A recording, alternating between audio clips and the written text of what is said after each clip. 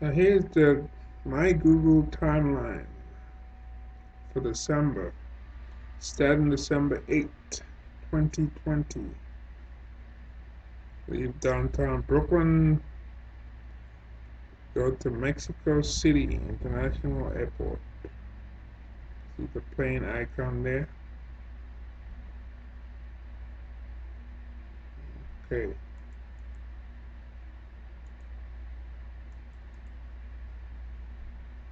December 8th.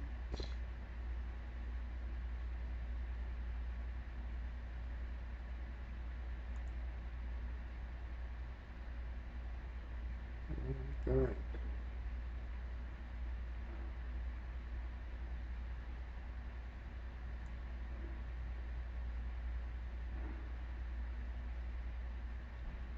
Arrive Sweet Ganges between 9:23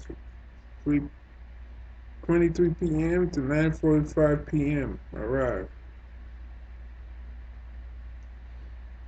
Later on, I went out to eat at Tacos on Guerrero. 9:47 to 10:17 p.m. I passed by the La Isla Hotel. Something. I'm back to the Sweet Ganges. Let's go here. The night. Sweet Ganges. Did some walking. Zona Rosa. And up Avenue Paseo de la Reforma. Looks like the main boulevard with the poinsettia plants, those colorful red plants you see during Christmas, poinsettias, all on the boulevard in the middle. The boulevard planted. Looks very beautiful. So my hotel is probably like 3 blocks north of Pas Avenue Paseo de la Reforma. At that time, I didn't know anything about the buses, the trains. I didn't really read up on that, so I had to do a crash course because I was doing a lot of walking, which is good. I need to exercise. But then Mexico City is so huge, you can't walk all over. You need to learn to use the metro and get in the buses, get in the trains. So it shows right there. Let's go over here. This will be December the 10th. Look at all this walking I did. Right there.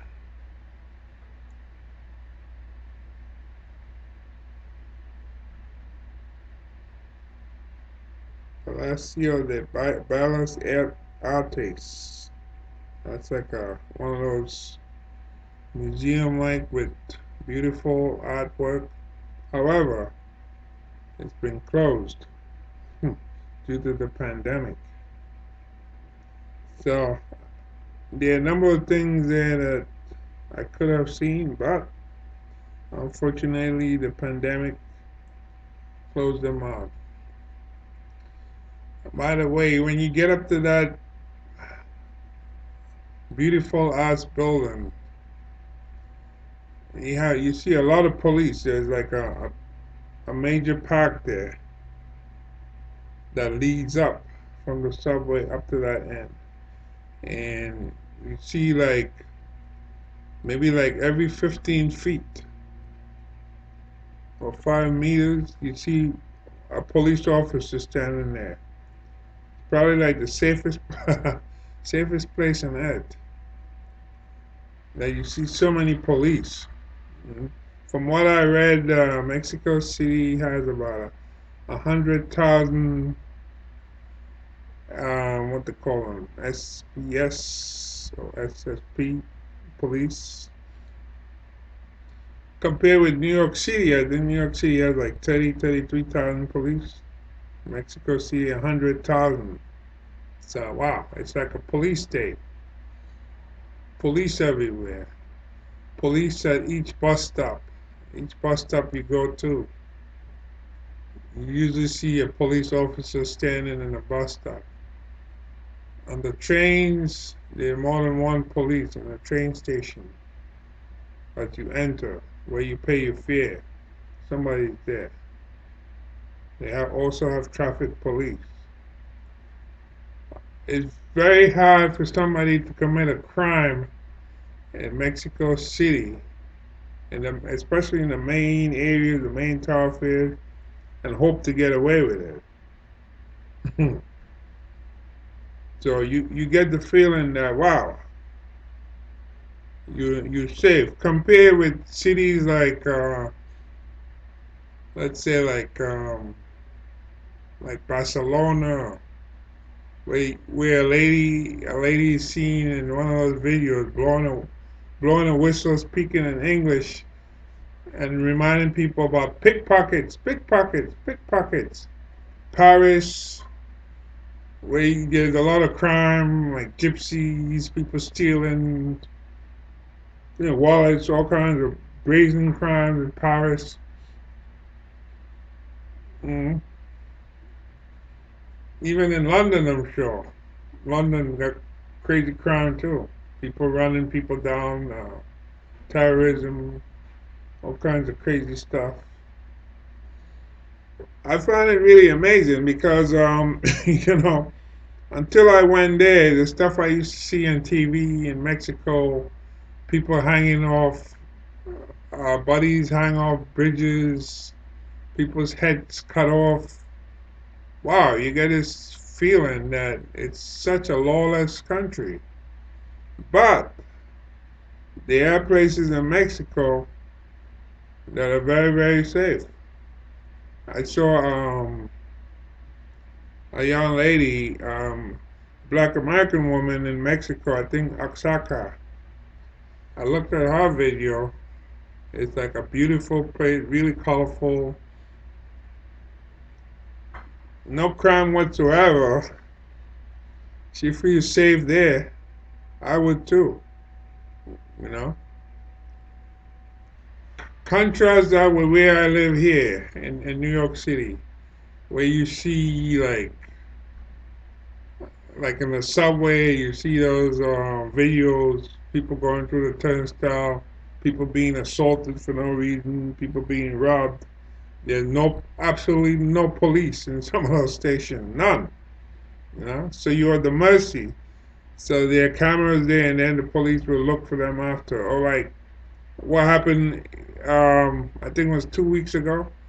Those boys, in the bicycle, the cyclists, like around 15, 16 years old, they just jumped out and I don't know, maybe they were passing close to a car and the driver probably didn't see them or maybe, came too close to them. And the rage that these people have, like when I was their age, 15, 16, I never had any kind of rage like that, because you're young.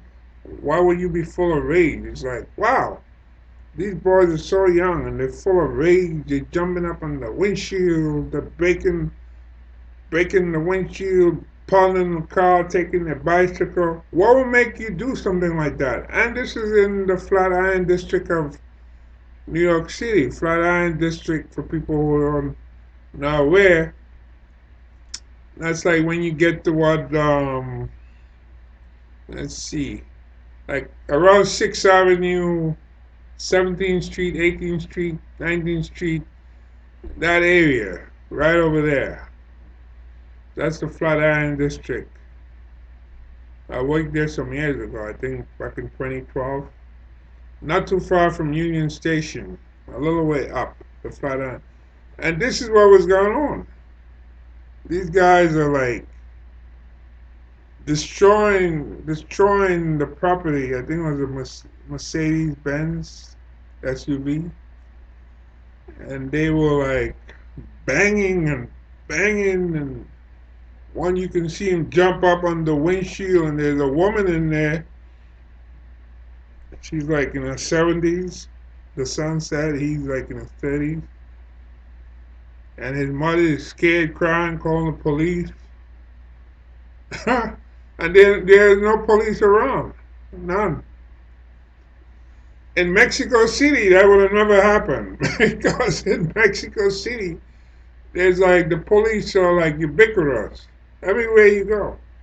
It's like a police state. Yeah, that could have never happened in Mexico City. What happened in New York City? It's just really amazing the stuff that goes on. All right, so then we come to Friday 11. No, Friday, yeah, 11. That was my birthday. I went around some walking. Where did I go? Sevilla Station. That's a train station. It's about 12, 13 minutes from my hotel. Then I went to Pino Suarez. Pino Suarez is named after a Mexican statesman. I think Jose Maria Pino Suarez, the Spanish, they got a lot of names. And he was a statesman. I think he was maybe around 41 years old. He was a lawyer and so forth, a member of one of the parties. I read up on this. And he was assassinated. So that's where they got that name, Pino Suarez. In case you want to know, Jose Maria Pino Suarez. And that takes you right into the historic district where you see the historical center, the old Mexico City. If you go back to the 1500s, back in those days when that was established and the Aztecs were around, when the Spaniards came. Remember, back in those days there was no New York City. you know, think about it. There was no New York City. I don't even let me see, 1521. No, you didn't even have Henry Hudson. Didn't even come down the what's now called the Hudson River, where when he was sailing. I believe Henry Hudson was an Englishman, but sailing for the Dutch. Yeah, so the Dutch claimed this area. That's why Brooklyn is a really a Dutch name. Brooklyn. If you go to the Netherlands, you will find a Brooklyn. You will find a Harlem. You will find there are a number of names here in Brooklyn that are really from the Dutch. you know, but this is usually like in the 1600s we're talking about. When you get up into the mid 1600s, then the British came in after that. So back in those days, Mexico City was already established, and that's where important people from Europe would travel and so forth. So it was like the New York of the New World back in those days. That part of Mexico. So if you wanted a vacation and you have money, you're royalty, you're special business, you go to Mexico City because there was no New York as we know it in those days. New York came way after, so this was the place to go.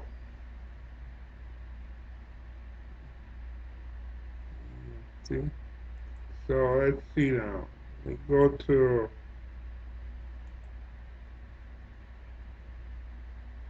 December 12th. Right there, you can see where I went.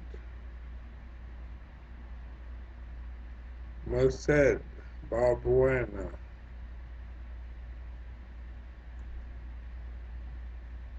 There's a Little Caesars. I passed there. I didn't eat there, but it showed up. Little Caesars pizza. Pino Suarez went back. Tacos Don Guerrero. This guy has some very good tacos.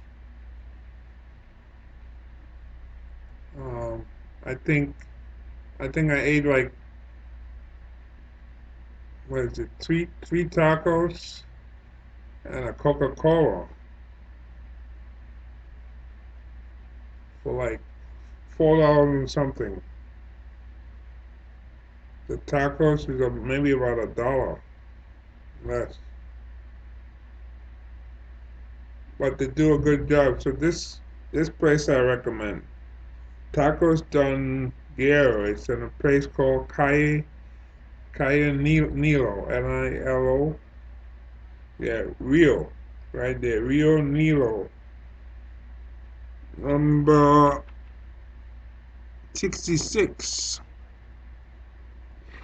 Yeah, and the place usually you see a number of people in there, and sometimes people sitting outside eating. But the last week I was there, the city went into a 3 weeks lockdown. You couldn't go in the restaurant to eat, so maybe by now they opened it up, but for 3 weeks because their COVID count increased, so they decided, well, no indoor eating, which was unfortunate because it's really nice when you are on vacation and you're in a city that's affordable. Not like in Paris or London, because those are two expensive cities to eat out in. Paris, London. Well, I live here in New York, so I wouldn't count it. But if you visit in New York, this is another expensive city. Unless you know what you're doing and you read up reviews and go to the right place, then you can, eat some meals for like good price. But Mexico City itself, meals are very affordable. You can eat out every day if you want. Every day. You can go, you can have lunch. You can get like a nice meal for $5, $7 really, and eat out. Mm. Even dinner too. Steaks, I see. Maybe you can get like for $15 meal, a $15 meal if you're into steaks. There's a place not too far from me. So when you do the calculation, it comes out maybe like $15, and I think they throw a few beers in there, maybe like two, three beers with that price. So everything included. Let's go to let's see, move on over.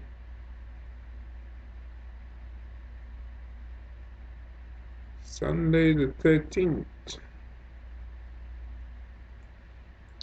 That's a lot of walking here, back and forth. Look at that.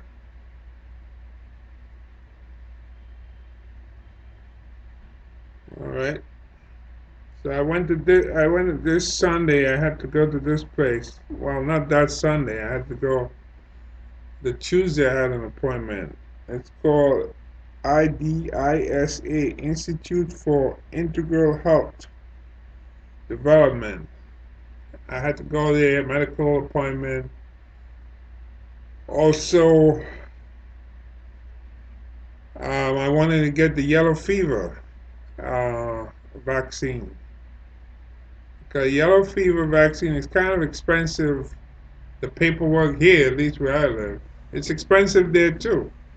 I think it came out to like $181, which is really a lot of money for most people. But if you ever want to travel to like Western Africa in the future, you need to have a yellow fever vaccine. And that's what I wanted to have. Because, yeah, I went to Asia, I went to Europe. I haven't gone really to South America, but it would be nice to go to Africa, Western Africa in the future.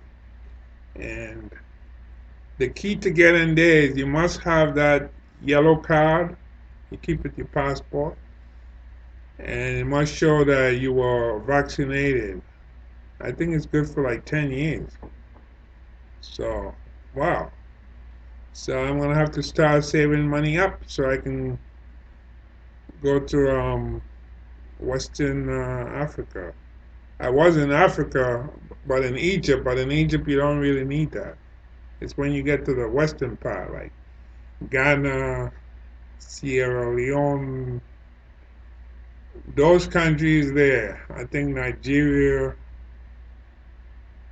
those countries where they had like the slave ships leaving, those are countries that require the yellow fever vaccine.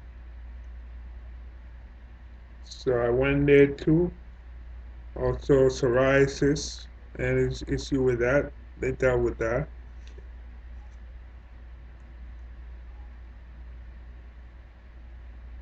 And for the psoriasis was like to see the dermatologist was like 57 dollars.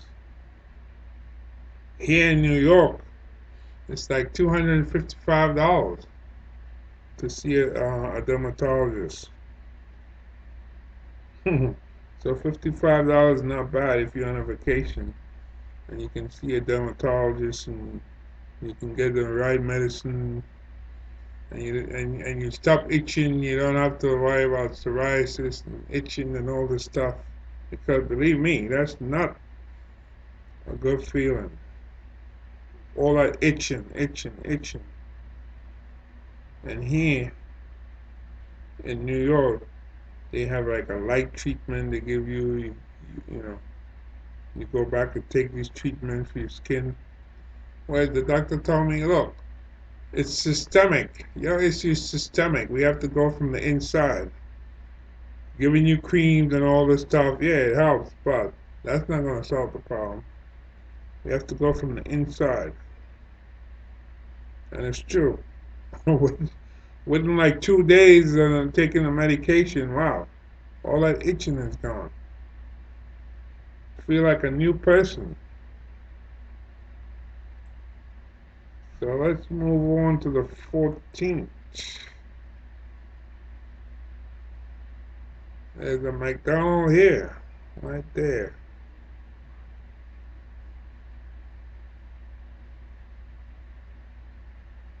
All right, it shows here Geneva. There's a street called Calle Geneva. It's off La Reforma. If you walk down there, it has like you walk like maybe a few blocks off, maybe like I don't know, probably 3 blocks, 4 blocks, and you see it's like a Burger King, Kentucky Fried Chicken, McDonald's. There are like bars and so forth. You're gonna see some young ladies standing out there trying to get you to come into the bar so you can sit down and have a beer and so forth. And see all that stuff. And of course, you see like a number of vendors as you walk through there.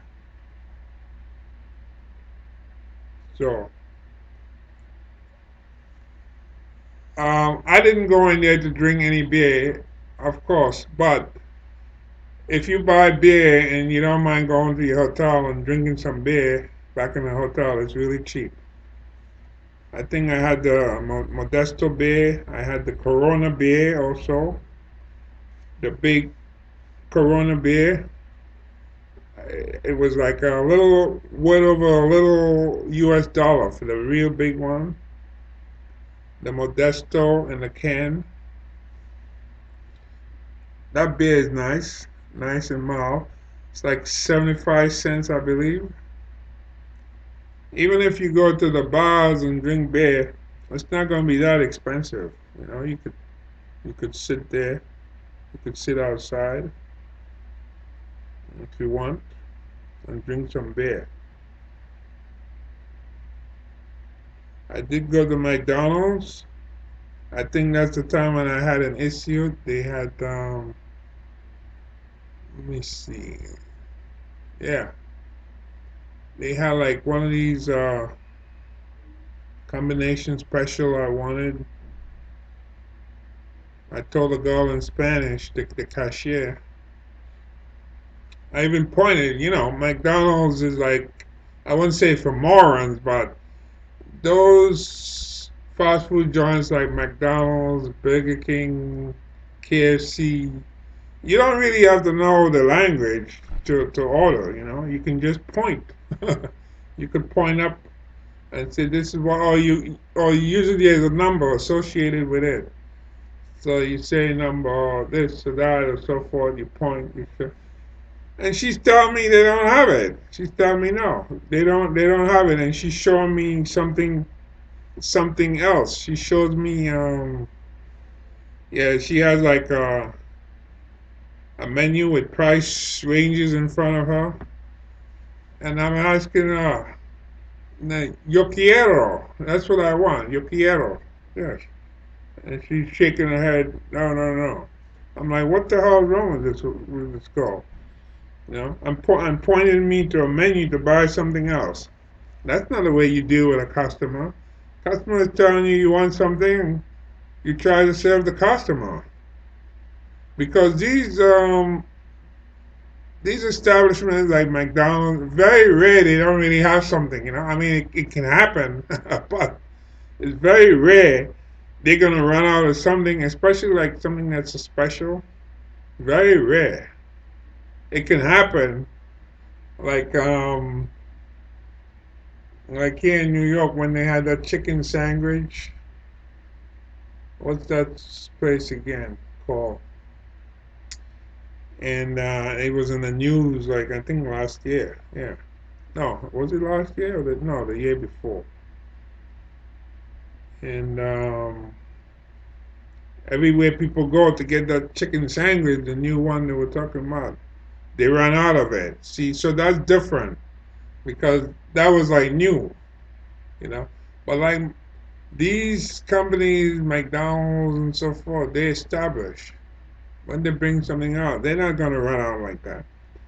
And then she's saying no. So I am to see like another employee there, and I asked him, and I told him I asked him if he has that. I asked in Spanish, you know, yo quiero, I want that, yo quiero, or something like tiene, and he said yes, they do have it, and he took over the register and he rang it up. So he rang it up, and then I paid, and then I had to wait a few minutes to get it, and then she brought it for me and she gave it to me. Now I got kind of ticked off because she brought me the stuff. I mean, picture yourself. You have a hamburger and all this stuff, right? She brought me the stuff. She has no tissues, right, on the tray. Now, see, there are places where you could get the tissue, right? Some of them are like that, where the tissues are separate. You go there, and you get your own tissue, and you get your own ketchup and so forth. But this store wasn't like that. This store is like they give it to you. So how are you gonna give a customer a tray with hamburger, the drink, the fries? I think there was fries with it. You have no tissue. Another thing too, she only gave me like one ketchup. Okay, so I'm not gonna complain about that. To me, that's ridiculous. One, one, one ketchup. Come on, you know. At least give the customer like two. So anyway, so I was kind of ticked off, and I told her about that. I asked her, then she went back. Now that should come natural, right? Because when the cashier is serving you and they put your food on their tray and so forth, it should come naturally that they grab all the stuff like ketchup and tissue. You shouldn't even have to ask for that, you know? As long as you in an establishment whereby they're supposed to give it to you and it's not one way you can go get it yourself. And that store wasn't like that. She had to give it to me. So what happened, I went and sat down and I'm eating and I can read Spanish because I studied Spanish back in high school years ago. So I can still read Spanish. And I saw something written about giving your like your opinion or what have you, or they want to, if you want to do a survey, and they give you like a coupon, you can get a free meal. Now I wasn't looking for a free meal at McDonald's, but it just so happened. I guess you would use the word serendipity, you know, getting something like that by chance, coming upon something like that. I wasn't looking to make a fuss. I wasn't looking to complain. So I'm reading this in Spanish, and it says that you can um, you can fill out a survey and tell us about your experience. So that's what I did. After I had my receipt, because the first thing they ask for is like, you know, they tell you like the store number, so they know right away what you're talking about, your experiences. Then I use Google because I can't write all that stuff in Spanish, so I use Google Translate, and I wrote it and I said, look, I ordered the set meal. I told the cashier. The cashier's telling me you don't have that, and she's pointing to something else. She's trying to get me to buy something else that I don't need when she has the meal. And I asked somebody else, another employee, and he said, yeah. And he rang it up, took the money, and then when she gave me the meal, she has no tissues. And you eat a hamburger, your fingers are gonna get messy. She put one ketchup on the tray. I mean, that's like somebody who's new. Who does stuff like that? Who does that? Even I never worked in a fast food joint, but I know fully well that if I did work in a fast food joint and I'm presenting to the customer the tray, I'm going to make sure I have tissue because I'm going to be thinking I'm eating that meal. So I'm going to be thinking, if I'm eating that meal, my fingers are going to get dirty. I need to have tissue. I need to have some ketchup and so forth. So I wrote it up, and they gave me a coupon. So one time when I went back in this same historic district, I happened to see a McDonald's there, and I went in. And I was there. I told a girl in Spanish, "Tengo cupones," and I bought her like a drink with that, and I got like a free hamburger to eat. So that's how I ended up getting a free hamburger in Mexico. You know, not that I set out to get one, but that's what happened at that time. How I ended up getting a free hamburger. Because to me, that girl was really rude. I mean, I don't know how else to explain it. I mean, why would you, why would you tell the customer no and shake your head no, you don't have that and trying to get me to buy something? What's the purpose of that? You know? So I hope they really discipline her ass and say, no, you can't do that. A customer comes in the store, a customer asks for something, and I wasn't being rude to her. I just thought, she was really out of it. Yeah. You're supposed to give the customer what the customer wants. Now you can suggest, upgrading to the customer.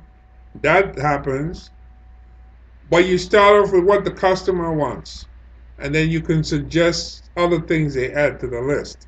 But you don't just dismiss the customer and say no, no, no, no, we don't have that, and kind of like lead the customer off in a different direction and say no, this is what you can have instead. That's not the way it's supposed to work. And then when you do give the customer the tray is missing tissues and stuff like that. How would you like to sit down and eat and you don't have any tissues on your tray? That doesn't bode well at all. So let's see. We leave December 14th. Let's go to Tuesday, December 15th. All right. Got out and I went to this place. I had an appointment for 1 o'clock. It showed 12:18 to 1:16 between the time I got there. Yep. Juarez. And later on, I went back to my place. And I went to a pharmacy to get the medicine.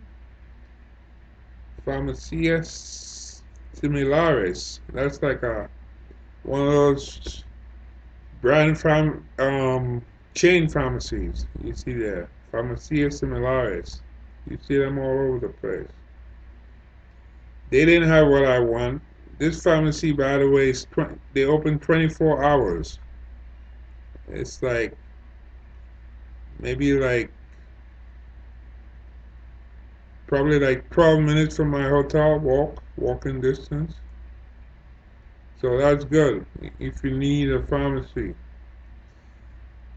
And the thing in Mexico, not all drugs you need a prescription.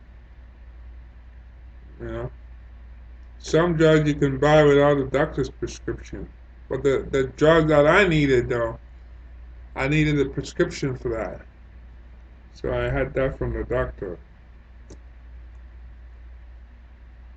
And then I went to another pharmacy here, the Oro. I bought some cream here, sweet ganges. Juarez. What's this? Minister Fomo.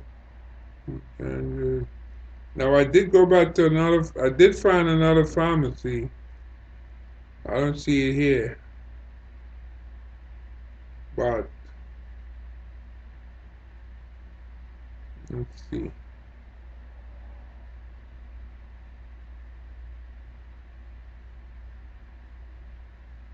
What happened? I only got one box. I needed like, I think like five, boxes of the drugs and two, I think, antihistamine, 2 boxes of those. They only had one, so I had to go back the next day. I paid for it, and I went back the next day. Like she told me, come back after 3 o'clock. So I got the box, so I was able to start in the morning because it's like 3 pills each day, every 24 hours. So I started out in the morning. So I had that one box. So I went back there around like 4 o'clock the next day. Let me see here, 16th. And I got the rest of the medication. She had it ready. And the other pharmacist I can hear asking in Spanish, if you have the medicine for the gentleman, you have the medicine ready for the gentleman, and she had it. Yeah. Along the way, I passed by the Embassy of the United States of America, not too far from there. This is interesting. It's funny because, or maybe ironic, I should use the word. I happened to read an article about an American man who works in the embassy who was arrested. I think maybe by the State Department or something like that. He had a woman that he raped in there and so forth. And that place looks like a prison. It's like you get in there, oh my God, pray to get out. Yeah, it looks just like when I first saw it, I thought it was a prison. I didn't believe, I didn't realize I was passing the embassy of the United States of America. I, then later on, I checked. I saw the American flag up there. It's right next to the, I think it's the Marriott Santa Maria Hotel. It's across the street. When you cross the the Marriott Hotel is on this side of the block, and when you cross over, the embassy is in the other. Very, very fortified. Uh, when you get in Paseo de la Reforma, it's like all blocked out. They're like metal, these metal, not gates, but like metal impediments, like and like green shrubbery that you can't. It's like hidden away. It's like you get the feeling you're in the jungle or something, you know. And you have to ask yourself, why should the United States Embassy look like that? You know, why can't the United States Embassy be like one like how the Netherlands look? You know, like if you go to the Netherlands Embassy or so, it's not gonna look like that. Or you go to one of these other countries' embassy, it's gonna be like welcoming, a place that you feel like, wow, you know, I'm welcome. Like when I was in high school, um, my last year of high school, I had a trip, and it was like more like they call it close up, more like civic minded. You go down to Washington D.C. We went to the Capitol and so forth. We had a chance to go to the White House or Georgetown. I didn't go to the White House. I went to Georgetown. And you get to walk around and you see some of the meetings, you know, that the congressmen hold. In those days, Ted Kennedy, I remember seeing him. So since he was a United States senator, I guess we didn't want to decide where the Senate was holding like these meetings and so forth, and having to see Ted Kennedy in person. But the point is, you know, you get to go around, and then while there, we did visit the Australian embassy for some reason. The Australian embassy was one of those that was on the list.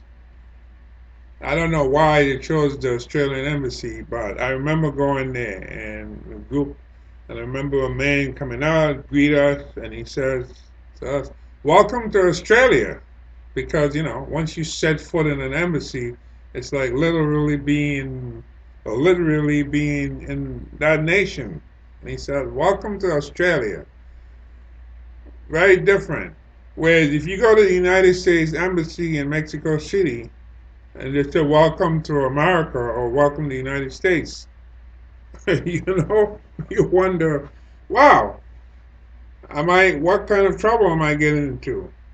Or like you wonder maybe like that woman who was raped in there, you know, that man who works in the embassy raped that woman. I don't think she was Mexican. I think she was an American woman, and she ended up in there, going there to visit him or something like that. And but you know, that's not a nice feeling. You know, you want to enter a building that feels like it's welcoming. The colors are nice, inviting. But believe me, if you don't have any reason to go visit the United States Embassy in Mexico City, then don't go, because I wouldn't advise it. Luckily, when you're in Mexico, you don't really have to deal with the United States Embassy unless you lose your passport or you need an emergency, you know, paper or something to get back home. Make sure that doesn't happen. Make sure you have copies with the internet these days. You could put stuff on your phone. You could put stuff in the cloud. You can make your life much easier. So you don't have to. lose anything important that you need to go into the United States Embassy because you don't really want to go in there. The place looks with the security, the this, the that. It looks foreboding. It looks like something out of what's his name again there from France, that author that wrote the Raven. Yeah, that author. You get the feeling it's like one of those spooky places you want to stay out of.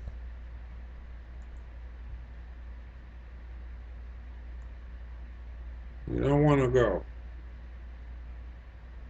Okay, so that was the 16th. Went there to Diana. I think the place I went to, the pharmacy was the Buena Vista or something like that. Pharmacy or Buena Vida's, like Good Life. Buena Vida's Pharmacy. That's the one. It's in a nice upscale looking building right in Paseo de la Reforma. Buena Vida, Good Life. Yeah, but I don't see it listed here for some reason. And I did go in there, but it doesn't show. Well, it's not too far from this embassy. And if you take the red bus, the um the stop is Angel. Yeah, Angel, Angel, and how? See, Paseo de la Reforma, right here. Yeah, the Angel of Independence.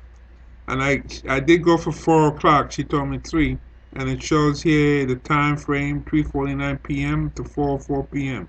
That's where I got off right there. The Angel of Independence, and that's where the Buena Vida Pharmacy is. So it's the 16th, 17th. The 17th was a Thursday. Let's go through that. Bus to Chapultepec. Now the bus to Chapultepec is a big park, something like Central Park in New York, and you have different. I think the park is divided in like 3 or 4 parts. There's a lot of history there. There are like two lakes in there. There's like a natural museum. There's also a museum of art. There's a zoo. A lot of stuff. So I just took a walk in there, but I did go back another day. And then I went to a place called Observatoria. It's like you go to the last stop on the train, and then you climb up some stairs, like you're going up in the mountain. All that stuff is closed. See this? Central Meteorological Observatory, right there. But that's closed. Yeah, closed. I see Burger King. I did stop by Burger King later that night. Well, sometimes you get tired of eating tacos, so you want to try an American burger. So we go from December the 17th, Friday the 18th. Look at that. So by then I was taking like the trains and the buses and so forth. This place is called Indios Valley, so I went there. That's on the bus, the red bus. Kentucky Fried Chicken. Again,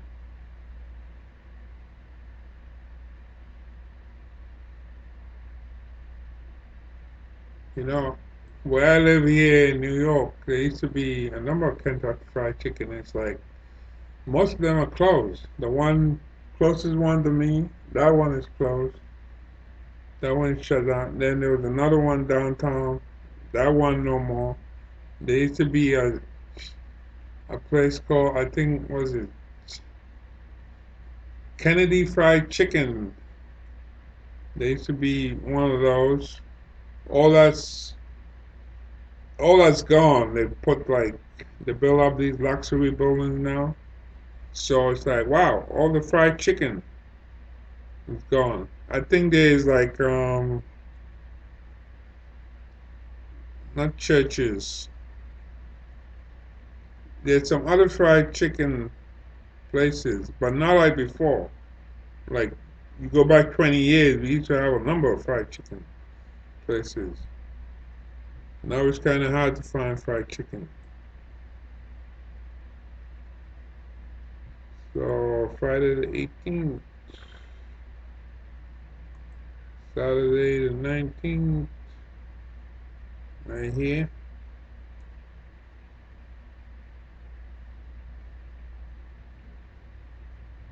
New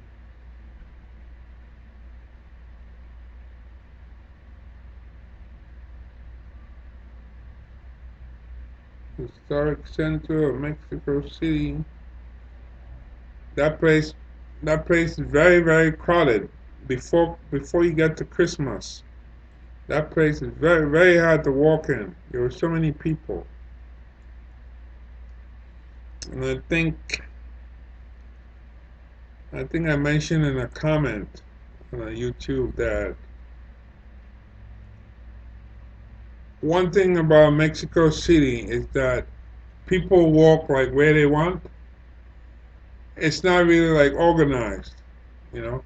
Like here in New York, say what you want about New York, but New York is more organized. People know that when you walk down the street in New York, you don't walk on the left hand side, you know.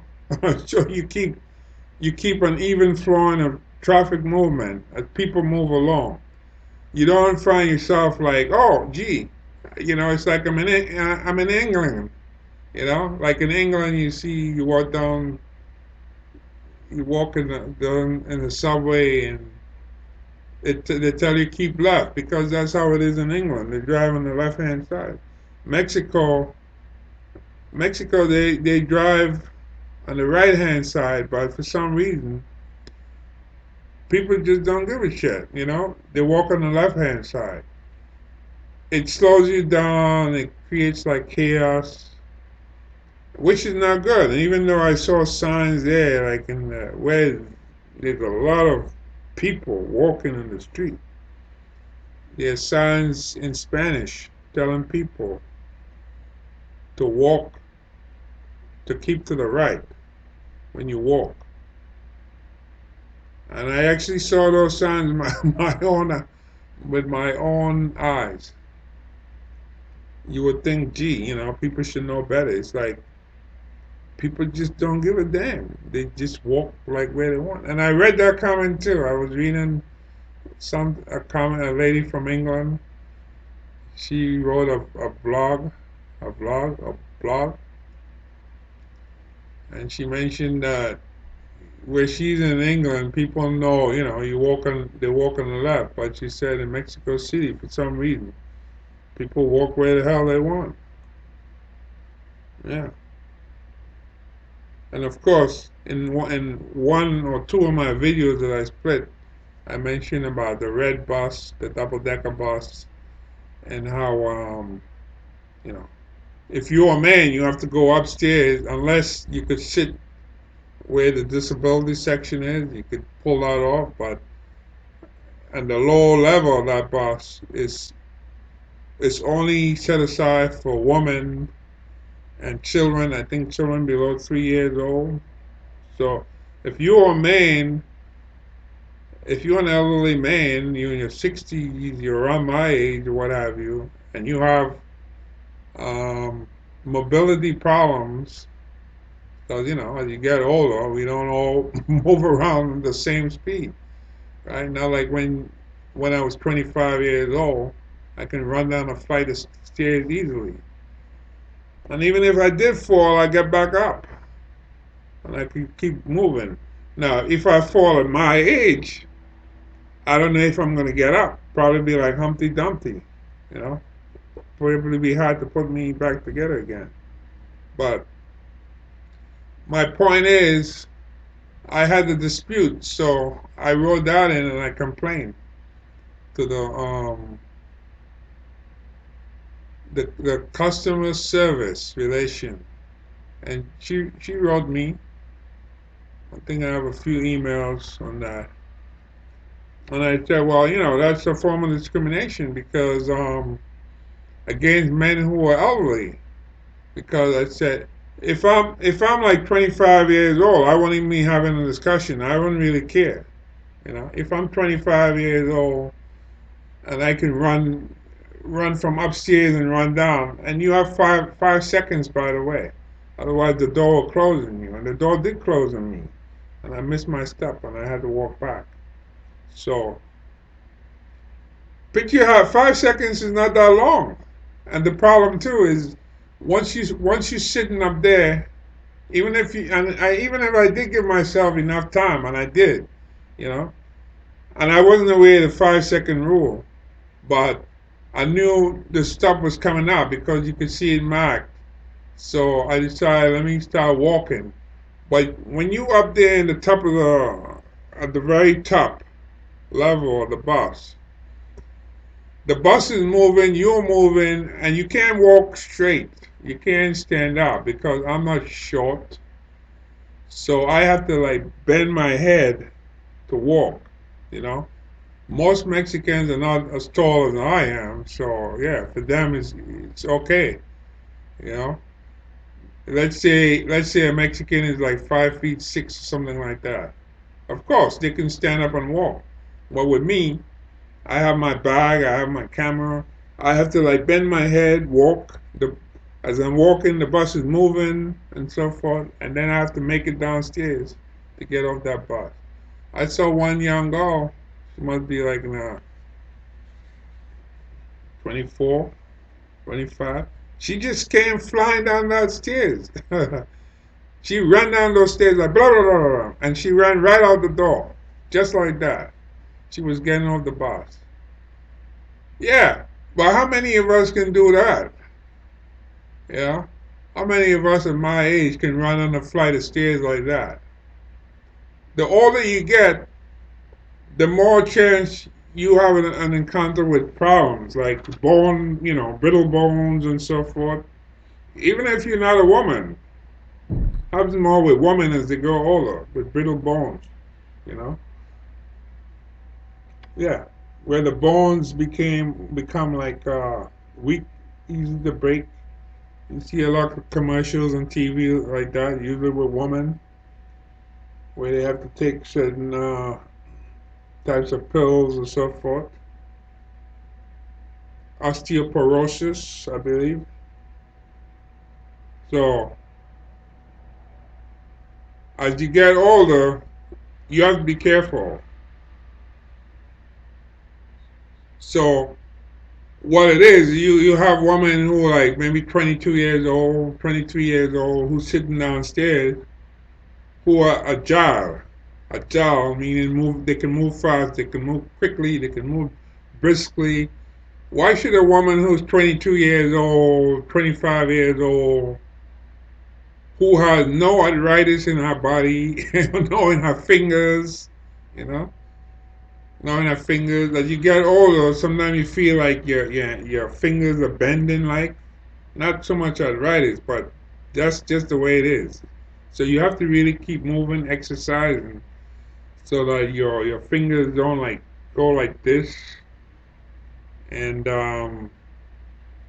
you know you find that Your body changes, the chemistry changes.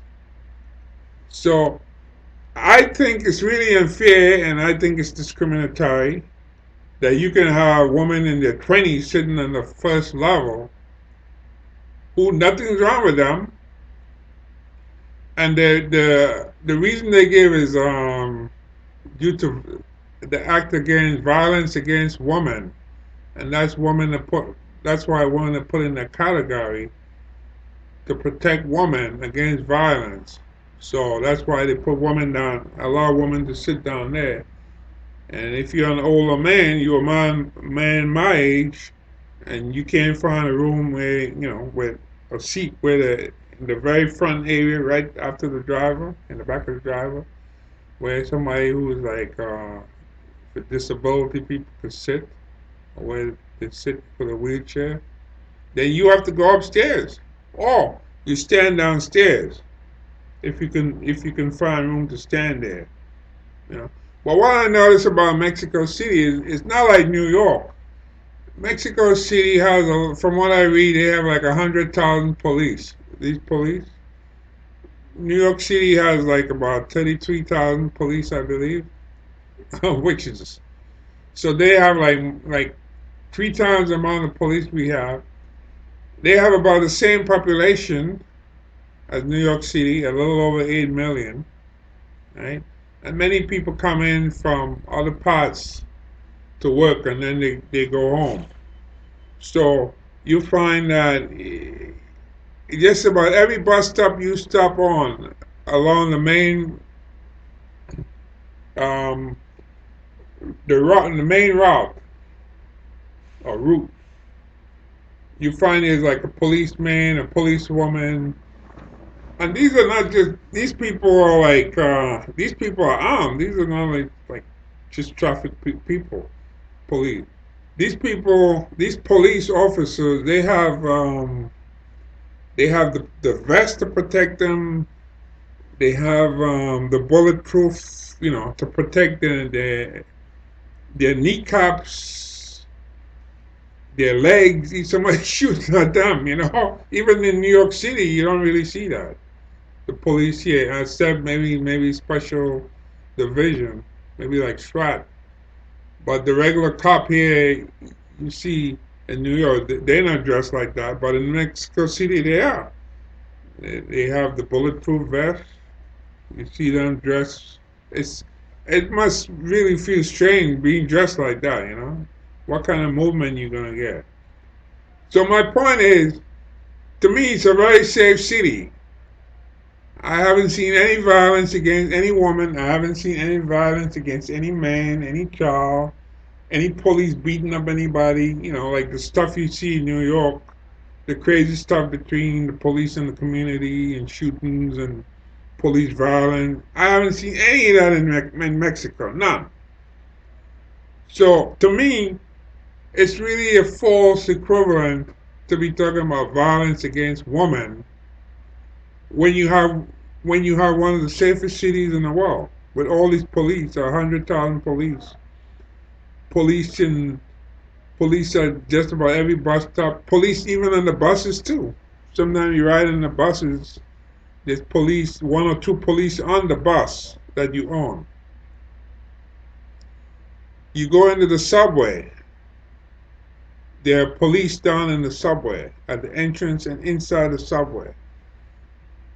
Contrast that with here in New York. You go through some subways, you really fear for your life. There's nothing but darkness. You're coming out, you're alone. The lights are not that bright, and somebody's probably waiting there to rob you. And you see like in the video. That's what happens here in New York. You see people. I think it was yesterday they show a video of a man who was attacked. He's like a deacon in the church. He wasn't even, I mean, he was just walking out of the subway, coming out to the turnstile, and some guy attacked him, beat him up for no damn reason. Just like this. This is the kind of stuff that happens here in New York. So, my overall point is Mexico City. This argument that they use about protecting women against violence, and that's why women get a certain section on the buses. Now the other bus where there's the other bus, the long one that has no double decker, and they still have that front section for women, children, and so forth. Okay, I don't have an issue with that because with that bus, everybody's in the same level. So the men can, I think men can board from the middle on and back. No problem. Because with that one, when the bus stops, I'm going to be getting off anyway. I'm on the ground level, so I don't have to worry about dealing with being up in the women's section and so forth. I don't have an argument there. They want to have women all the way up front near the driver. Fine with me. I don't care. It's the double decker bus. That's the one I have the problem with, where you have to be able to get downstairs. Because depending where you're going, you don't want to be standing all the time, on a long trip just to be in the ground level of the bus. The argument just isn't there. The argument that violence against women, and that's why you need women to be sitting sitting on the bottom, the low level of the bus. It's just not there. They haven't, to me, they haven't really made an argument. Maybe that's how it used to be years ago, but if it was, then they need to change it because that's not right. You know, if you have a man who's 75 years old and he wants to ride that bus, he shouldn't be standing and the bus is moving and he's like all over the place and so forth. That's crazy. A 75-year-old man should be able to sit on the low level of the bus where the women sit, regardless. It should go by age and it should go by mobility of the person. That's what it should go by. And a 22-year-old woman should not have the right over a man who's 75 years old to be sitting down. That's a shame. I mean, really. 22-year-old woman, if anything, should go upstairs because she's more agile and she has quicker reflexes. Because as you get older, when you're in your 70s or what have you, it's going to take you a while to reach that door. So to me, that doesn't even make sense. But anyway, they did address the issue and they did forward it to the people in operations control. And I said, look, your city is going to be getting more tourists in the future, and you need to do something about that. You can't be just discriminating against men, even though they say there's no discrimination against men. Well, that's not true. You do discriminate against men. You know, there's no reason for that. So let's see here. Hidalgo. Hidalgo is one of those places that the locals, Mexican locals go to. You can get a lot of cheap stuff. You can um, you can buy the pan dulce, like the sweet bread, 13 pesos. There's a young lady out there. She sells that stuff. 13 pesos. So that's like less than a dollar, maybe like close to 75 cents. Big bread, huge, and so forth. And you can get tacos. I think like 5 tacos for like 30, 38 pesos. Yeah. So that's like a little. That's like about $4 or less. You can get 5 tacos. You can buy a drink. So if you ever in Mexico City, Hidalgo, take the bus to Hidalgo. Take the number 7, yeah, number 7 bus, the one that goes up Paseo de la Reforma. get off at Hidalgo. There's a big market there. You can walk around. There's a church across the street on the other side, and that's Mexico for you. You can buy souvenirs and so forth. You can eat local food for, for cheap. The guy even has a sign telling you how many, you know. Unlike the place near my hotel, they had like five tacos. The guy told me 35. Yeah, he said 35. And then when I went to pay, a lady came up to me and said 65. I said, no, it isn't. 35, because, yeah, I can understand, I could count in Spanish, definitely. And I know 35 is 35. 65 is 65. So she has no price. She upped the price because she see I'm a foreigner or what have you. I don't like that. And I said to her, well, why don't you write it? Why don't you write it? Why don't you put it like in some of the places they put the sign and they put the amount and so forth? Why don't you do that instead? So my advice is that if you see some of these street places where they sell stuff and they put like five tacos and they have no price, unless you really feel like eating there, don't even bother with those places because some of them are just gonna change the price on you. you know. And usually they tend to be in the tourist area where there no tourists are, and they play games. And we argued it back and forth, and he's telling me, I guess she's his boss or something, and he told me 35. I said, look, I understand Spanish, okay, and you told me 35, now you told me 65, which is 65. No, that's not what he told me. I mean, it's not a lot of money, but the point is the principle, you know. And you have no sign. I said, well, if you want to avoid this, why don't you just put up there? What's so hard about writing the price? But they wouldn't do it. So what happened? I never went back there and bought tacos from them. Luckily, I found another place that sell like Cuban sandwiches and so forth for like I think about maybe maybe like 40 pesos or less. Big Cuban sandwich, huge Cuban sandwich, and some other stuff. Because I wore down a little more, so I ended up finding something much better. Because tacos, I mean, going to fill you up, you know. Tacos had that hot sauce and all that. And the Cuban sandwich was so big.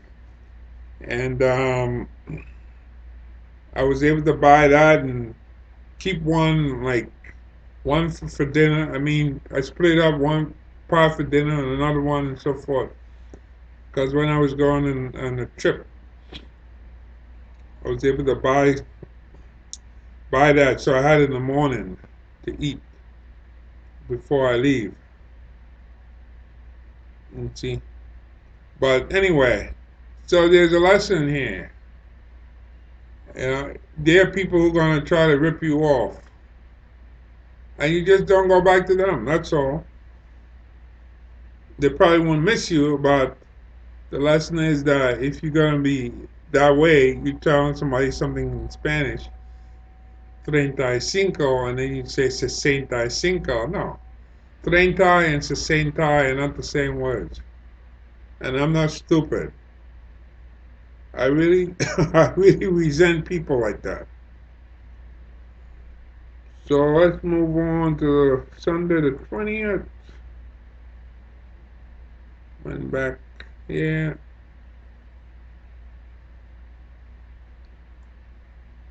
Some walking. Went back by the Palacio de Bellas Artes. That's that art museum. Yeah, there a lot of walking. Central. And then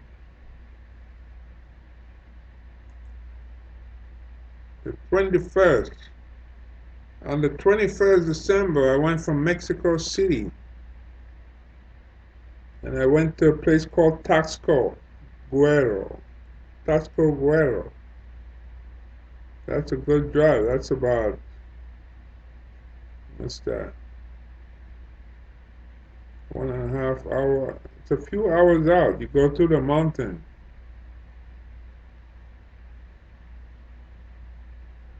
Yeah. And we also stop at Cuernavaca along the way. And Taxco is one of those quintessential little cities. Beautiful.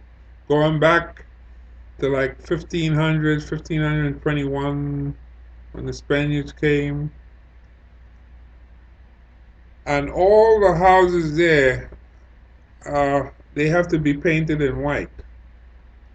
If they're not painted in white, then you can't paint them. You leave the natural gray color. But if you're going to put paint on, it has to be white. So that's what makes it kind of quintessential and different. So it's a beautiful looking city, and it's up in the mountain. And I did some other videos. If you check, you'll find Taxco. It's really something. And then you have the poinsettia plants in front of the church. There's like a little square there.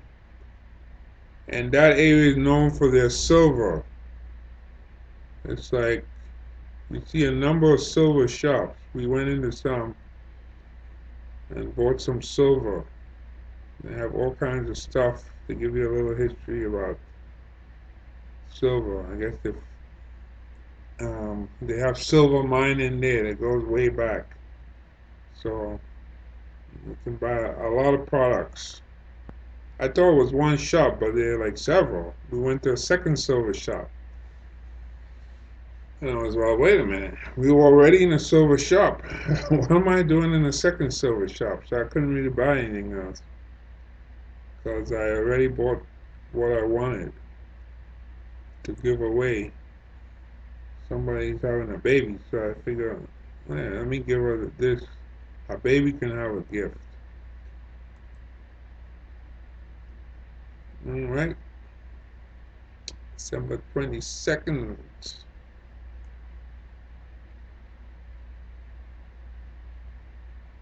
Yeah. Bosque de Chapultepec.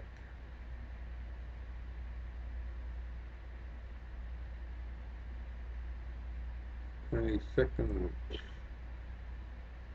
So by this time, I was taking the bus going out, the subway too. The subway is not one of your better experiences. If you do use the subway, um, try and use it during off rush hours. Maybe like after 10, 11 in the morning, before 3, because it gets very crowded. And I noticed something about those trains. When they stop, a lot of times you find yourself falling.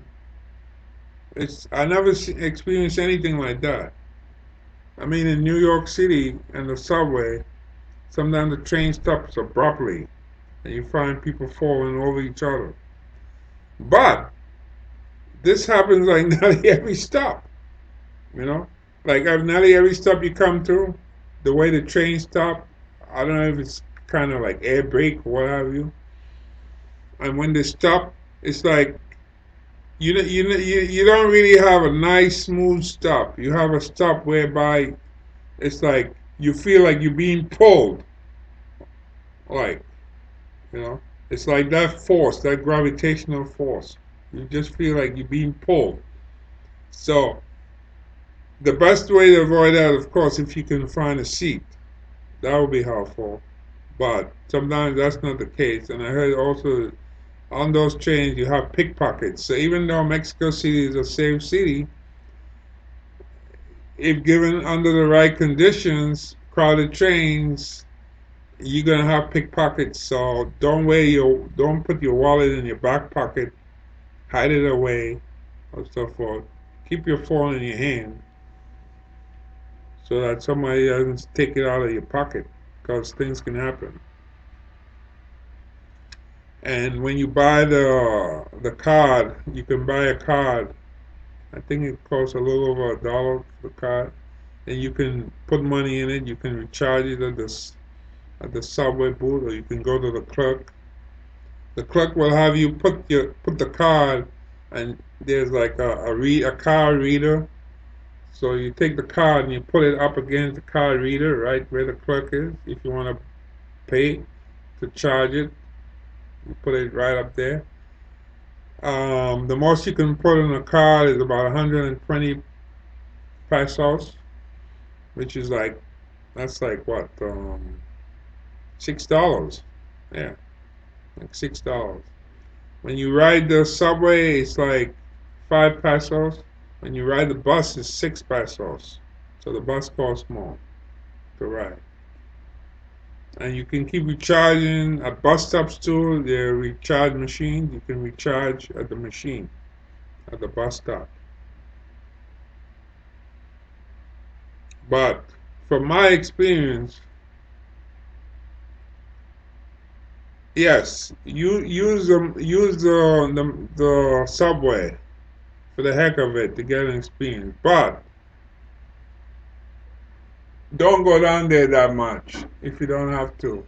Best to use the buses and stay above and see the city than being down in the subway. Because being down in the subway, you got a disadvantage. And like I said, with the stops. But one thing about that though is that in the station it would show like the last stops on each end, so you have an idea which direction you're going in. Not like here in New York where you have downtown and uptown. It doesn't. There's no last stop or anything like that. It just and New York is kind of confusing because you have to have a sense of what does uptown and downtown mean. You know, usually uptown mean you're going through Manhattan. Downtown mean you're going down south. You know, it's kind of hard to explain in New York, just downtown and uptown. But for some reason it works here for most people. But in Mexico City they don't use that. No, there's no downtown, there's no uptown. They just have the names of the station. You have two names. So if you run in the line one, right, close to me, and you go into Sevilla station, one of those stations is going to be Observatorio. That's one of the last stations. And then there's another name on the other end, So you know which direction you're going. That's it. That's all you need to know. Observatorio, and then if you're not going in that direction, then that means you're going in the other direction. So let's see here. 22nd, 23rd, Wednesday. Not that far. I went to a place called La Joya. I rode one of those red buses out. It's quite a distance. La Joya. Okay. And 24th, Christmas Eve.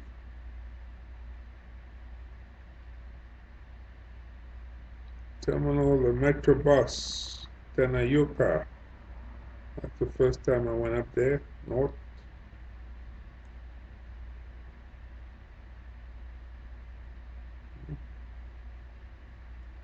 I left late, see, 11:54 to go out. I wanted to catch the maid to give the maid a tip because you know to me it makes no sense leaving a little tip each day. So I want to give like what is it? Give her like like $10 equivalent, which is like 200 pesos. Yeah, because when she finished cleaning the room, it was Christmas Eve, and I heard her say she's leaving, and I went out there and caught her and gave it to her. I'm sure she rather have like $10 equivalent, right? 200 pesos, than getting like some coins every day. So that's the way I did it. And then the 25th, Christmas. I went out Christmas too. Took a ride to Indios Valley. Yeah, Indio of Independence.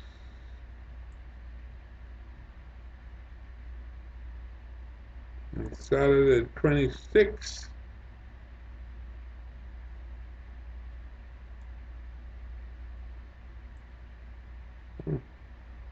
Okay. No, number 26.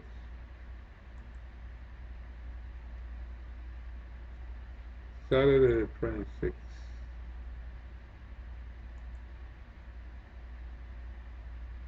Hmm.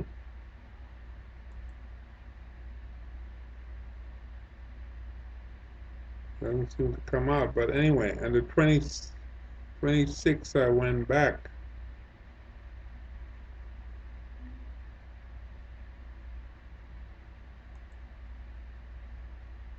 Hmm. And, Saturday the 26th. I went back to the historic center, went back to Pino Suarez. Yeah.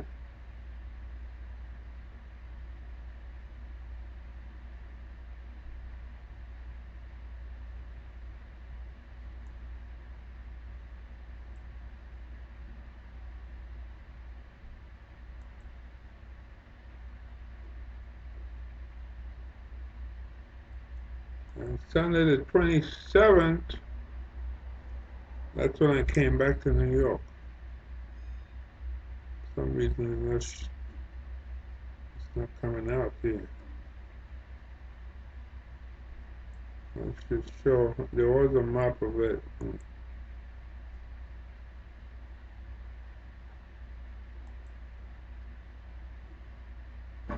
But anyway, so that's basically it.